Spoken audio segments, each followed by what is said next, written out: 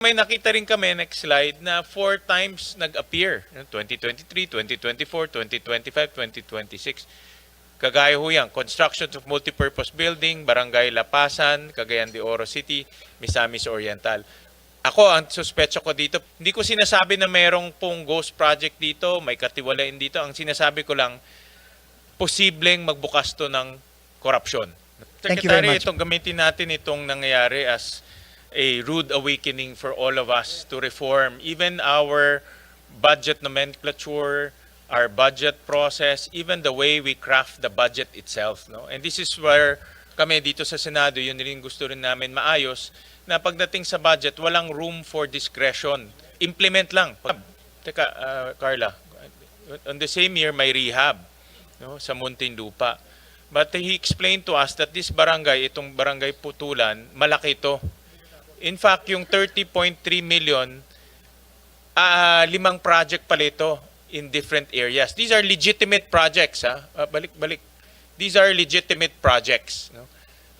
Hindi siya ghost project. Meron talaga siyang mga lugar. Ang problema nga, dahil generic yung entry, no, hindi natin malaman ngayon na 5 project pala ito.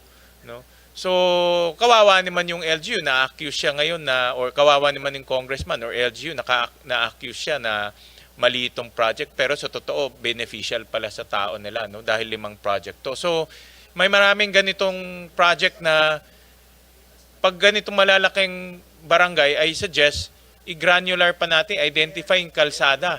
Diba? I-specify natin yung kalsada para hindi naman ma-accuse yung local government or yung congressman na itong project na ito ay hindi tama, no? Yeah. Mr. Chairman, ito nga po, no, and first time ko pong nakita itong complexities ng DPWH budget, no? And tama po kayo, no? And I think the key here to ensure transparency and to ensure that na tama yung mga proyektong may implement is really to go very, very granular. Ang napansin po kasi natin dito, dahil nga siguro napakahaba na ng budget ng DPWH, I think this is over 700 pages in the GAA, no, nagiging generic po ang line items. When in fact, dapat mas granular, mas specific. And I think this is the right direction moving forward. And if we could get a copy po of the details here, then maybe, you know, we can have it validated and then just resubmit, no, a more included in our submissions for Friday po, Mr. Chairman, no? I think yung mga ganito mas alam to ng mga district engineers. Yes. No? Kasi like itong document on the right, ito binigay siya lang sa amin to ni Mayor Biazon dahil meron siyang, I guess binigay sa kanya ito ni Congressman Fresnedi. But itong ganitong document, nasa district engineer siya, hindi namin alam yan eh. Nasa GAA, basta nakita namin sa GAA is rehabilitation of multipurpose building. Yun lang. Hindi namin alam na 5 project pala ito. No? So, we'll request the district engineer kung meron mga ganito. Na legitimate naman, no? Valid naman yung project, i-breakdown na nila, no? By street para granular yung ating description. No? Thank you po. And Mr. Chairman, we will also need your help as well, maybe with the Department of Budget and Management, because there will also be some need for some readjustments with the budget nomenclature, no, yung how the line items are described and named. Kasi po minsan doon din masyadong generic din po ata yung nomenclature ng DBM, and I think we need to be more granular and specific, and that needs to be allowed po. And maybe starting this budget i-allow na, no, para ho mas klaro sa ating mga kababayan, no. Thank you very Secretary, much. itong gamitin natin itong nangyayari as a rude awakening for all of us to reform even our budget nomenclature, our budget process, even the way we craft the budget itself. No? And this is where kami dito sa Senado, yun rin gusto rin namin maayos, na pagdating sa budget, walang room for discretion. Implement lang. Pag in-approve yung budget, ang department implement lang ng tama. Hindi implement ng mali, implement ng tama. So yun ang aming ginagawa ngayon. Linalagyan na namin ng detalye para hindi na wala ng room ang mga corrupt officials na paglaruan yung generic titles. So ito yun ang ginagawa namin ngayon sa Senado. We agree po 100%, Mr. Chairman. Thank you po.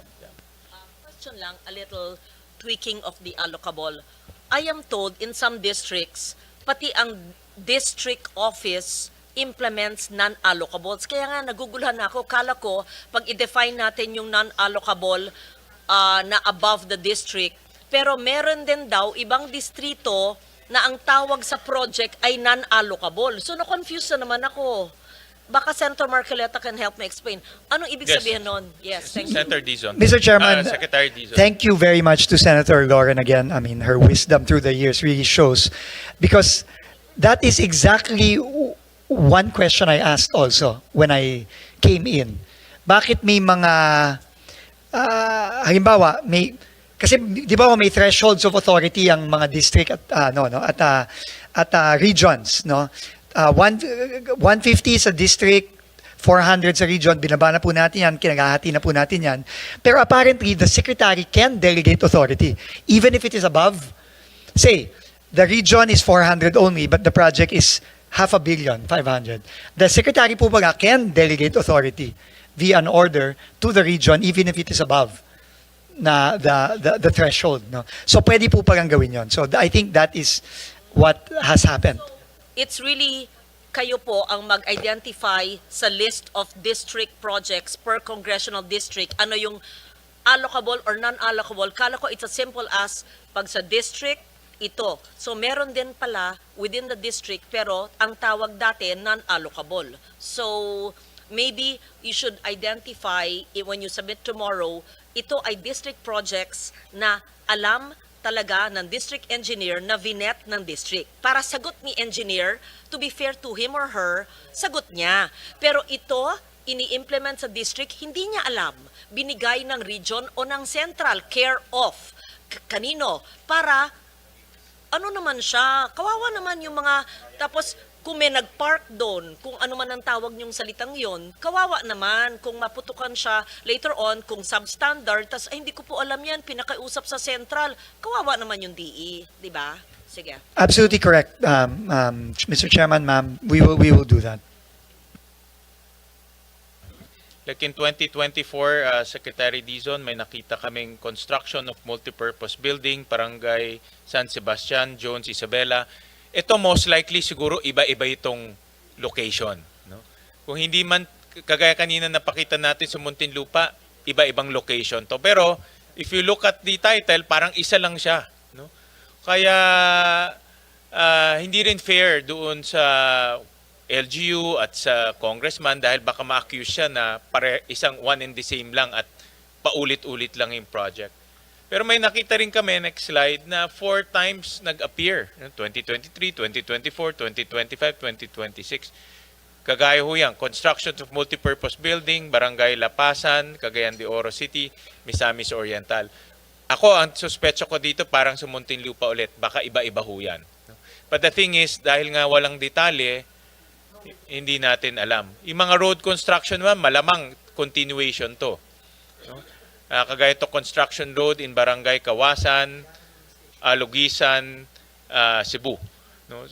Dahil wala ngang station number, hindi natin alam kung ito ay continuation or bagong kalye or what. No? So, I think yung isa-submit nyo sa amin o nasubmit na may station number, malaking bagay yan. No? I think that will solve a lot of the problems dito, majority of the problems.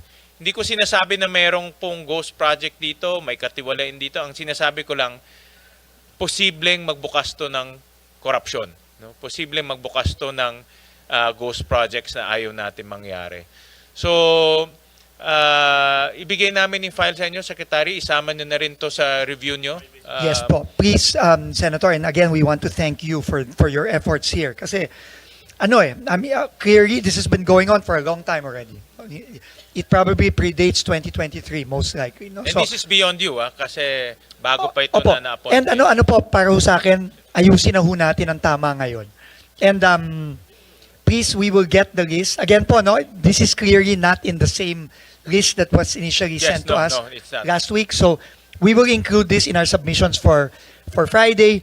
And if hindi ho ma-justify, hindi ho mabigyan ng detalye, tatanggalin na lang po natin ito. Thank you. Maraming salamat po, Mr. Chairman. Thank you, Secretary. And thank you for your cooperation. Importante ho yung cooperation nyo dahil Always pareho po. naman yung gusto natin.